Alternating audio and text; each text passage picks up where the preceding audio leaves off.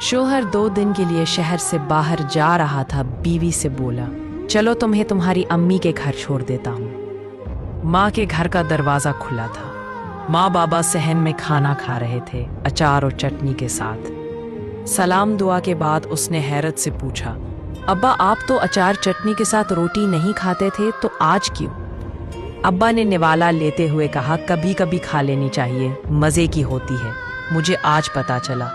उसने अब्बा की आंखों में बेबसी भांप ली थी। इतने में भाभी भी सहन में आती है। मिलते ही पूछती है, रहने आई हो?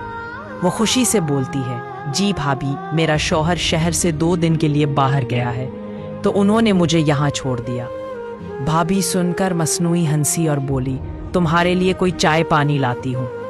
वो भी अम्मा के बर्तन समेट कर कहती है कि भाभी की हेल्प करवा देती हूँ और भाई से भी मिल लूँ। वो बर्तन किचन में रखती है और भाई के कमरे की दस्तक देने ही लगी थी कि अंदर से भाई और भाभी की आवाज बाहर सुनाई दी, तुम्हारी बहनें ब्याह तो दी है, लेकिन अम्मा अब्बा की चौखट ना छोड़ी। भाई की आवाज आई कि तुम्हारा क्या खाती है, यहाँ नहीं आएंगी तो कहाँ जाएंगी? भाभी बोली, बस मुझसे नहीं होती, तुम्हारे खानदान की खिदमत, माँ बाप को खाना दे देती हूँ, यही एहसान समझो। ये सुनकर इसका जिस्म तो जैसे वही सुन हो गया हो और आवाज हलक में दब गई और उल्टे पाँव वापस होने लगी।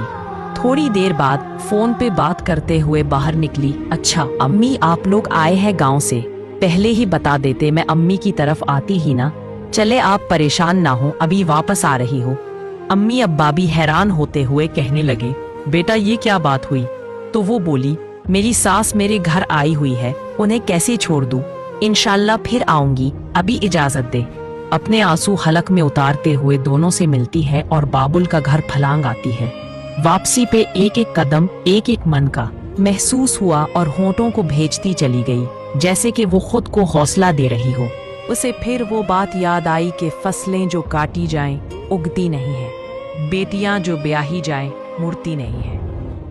बेशक मायके माँ बाप से होते हैं, लेकिन कभी कभी उनके होते हुए भी वो बेबस होते हैं। रात को खाने में उसे नमक ज्यादा लग रहा था, जबकि वो नमक उसके हल्क में उतरे हुए आंसुओं का था।